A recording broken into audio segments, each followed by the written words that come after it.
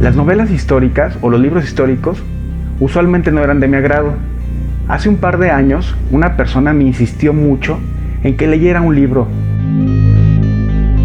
Él me acercó a Santiago Posteguillo, uno de los autores de novelas históricas actuales más importantes que tenemos.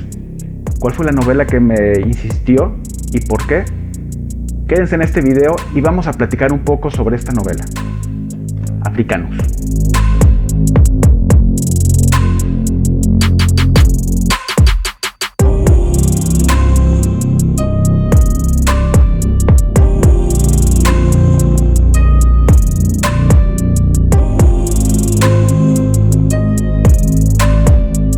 Africanus es la primera entrega de la trilogía que nos habla de la historia de Publio Cornelio Escipión.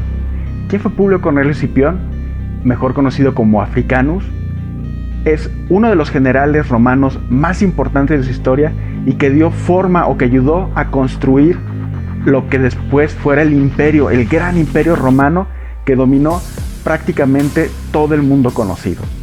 Pero para empezar a hablar un poco de esta historia de Africanus, vamos a poner un poquito el contexto histórico en donde está ubicada. Africanus está ubicada en la parte de la República de Roma. Todavía no es el gran imperio que conocemos. Estamos hablando entre el año 509 y el año 27 a.C. Específicamente, Africanus nos habla de la Segunda Guerra Púnica. ¿Qué son las guerras púnicas?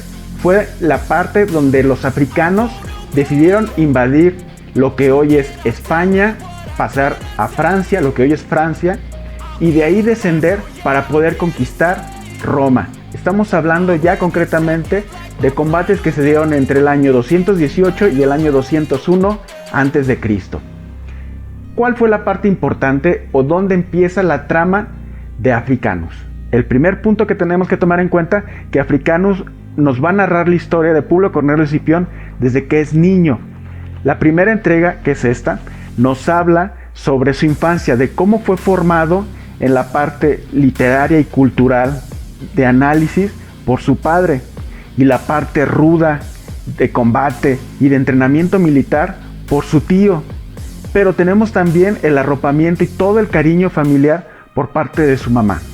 Estos son los personajes que están alrededor y que van dando carácter y forma a la historia de Africanus.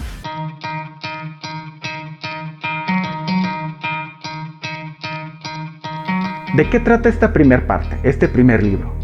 Trata precisamente sobre la formación, de cómo fue entrenándose poco a poco en el combate militar. Cómo se tenía que tomar una espada, una gladio romana, para atacar, pero también para defenderse. Esa fue la parte que le inculcó su tío. ¿Cuál era el carácter regio, arduo y la importancia de trabajar en equipo para que realmente las legiones romanas pudiera tener esa eficacia y esa máquina de guerra que pudo dominar prácticamente todo el mundo conocido de ese periodo? Por el lado contrario, como ya les comentaba, su papá lo acercó hacia la literatura, hacia la lectura y le inculcó mucho el aprendizaje del griego, idioma que posteriormente le serviría para poder negociar y tener un idioma de interlocución con los habitantes de Hispania, que son todos los territorios que hoy son España, toda la parte de Francia, que son los galos, y también con algunos africanos y obviamente con la parte griega. Una de las características precisamente que le dio el papá a Publio Cornelio Escipión es el análisis. Cada combate que iban a entrar era importante el análisis. A diferencia de muchos generales romanos que solamente hacían formación y hacían el ataque y querían ganar a base de fuerza, los escipiones se caracterizaron por ganar sus combates a través del análisis y una estrategia militar. Dividían sus ejércitos, ¿para qué? Para poder tener varios frentes de ataque y no solamente uno. Y fue una de las características que empezó a aportar estos personajes. A sus 17 años aproximadamente, Publio se ve obligado a ir a combatir a España. ¿Por qué? Porque ahí estaba su papá y su tío combatiendo contra los africanos.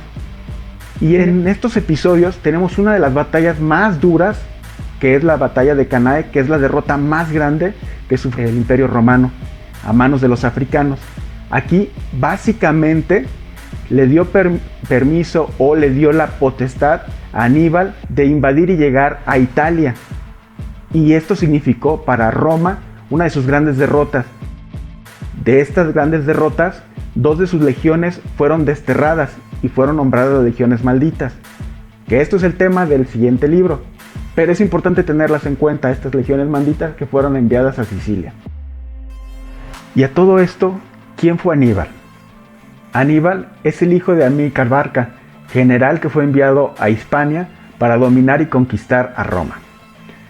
Pero ¿por qué tanto coraje o tanta necedad de invadir y atacar y dominar Roma por parte de Aníbal? Pues porque nada más y nada menos que a él le toca ver cómo el ejército romano mata en uno de los combates a su papá. Y es algo que se queda grabado en su mente y logra transformar a ese personaje, de darle la determinación reacia de dominar a toda costa Roma, por lo cual logra dominar todos los países o pueblos de Hispania, de Galia, logra cruzar los Alpes en pleno invierno contra todos los pronósticos hasta llegar al norte de Italia y de ahí comenzar los ataques que en algún momento llegan hasta la misma puerta de Roma.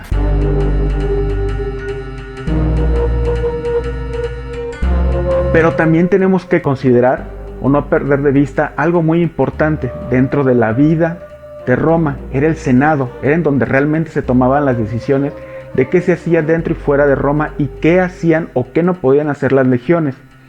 Dentro del Senado romano existe un personaje muy importante porque es el antagónico, es quien en un momento impide que se envíen 2 legiones para apoyar al papá y al tío de Africanus a España, por lo cual obviamente son derrotados porque los africanos tenían un mayor número de tropas. Este personaje es Fabio Máximo y nos muestra cómo los intereses del Senado de Roma no siempre iban a favor del bienestar común, sino eran manipulados para que trabajaran a favor de una sola persona.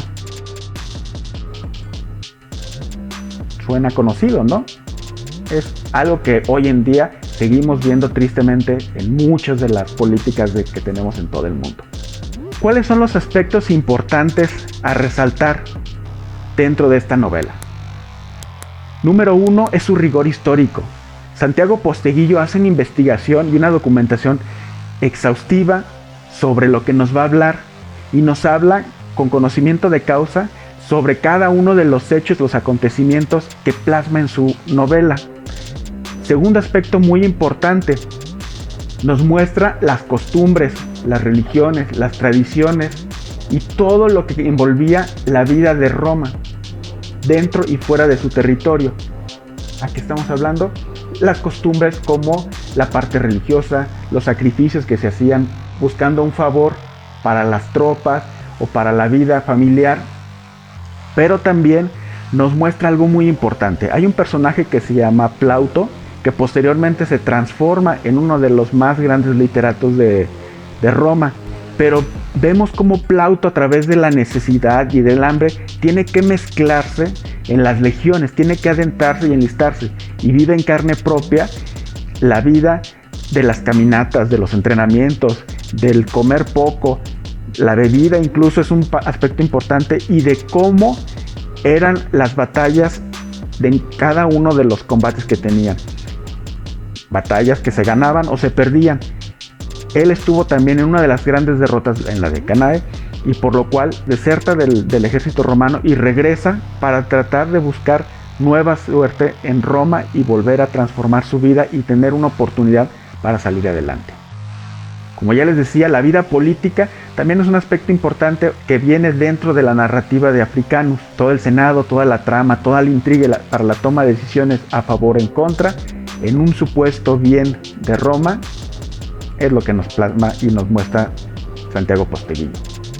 Nos muestra de una forma clara y concisa cómo era la división social entre ciudadanos y no ciudadanos de Roma, entre los plebeyos, los legionarios y los patricios. Pero también nos muestra cómo era la división del ejército en cada uno de sus rangos y cuál era la dinámica que tenían para poder transmitir las órdenes desde los generales o de los imperator hasta el último de los legionarios y que formaba la primera línea de combate.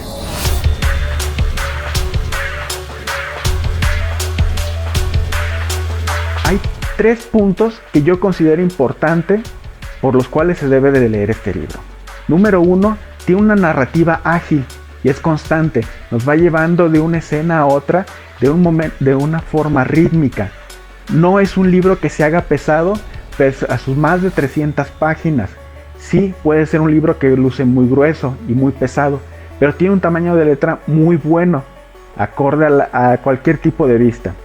Pero lo más importante es que la narrativa nos va llevando de una manera ágil, nos obliga prácticamente a no soltar el libro, nos invita a que cada una de las páginas las leamos con atención, pero no nos quedemos solamente con esa página, que busquemos la siguiente y la siguiente y la siguiente y la siguiente, hasta llevarnos al final.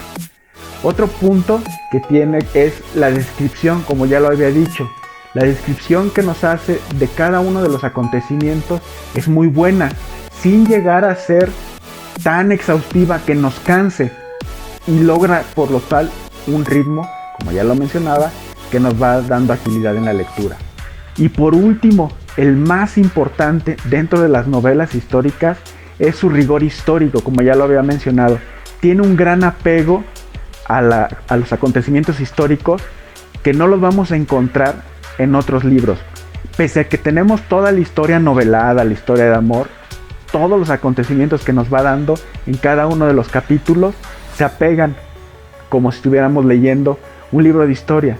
Y creo yo que este es el punto más rico, que aprendemos historia sin necesidad de leer un libro de historia, pero por el contrario nos invita a documentarnos, a aprender más sobre el tema, y es algo que nos lo hace de manera prácticamente inconsciente.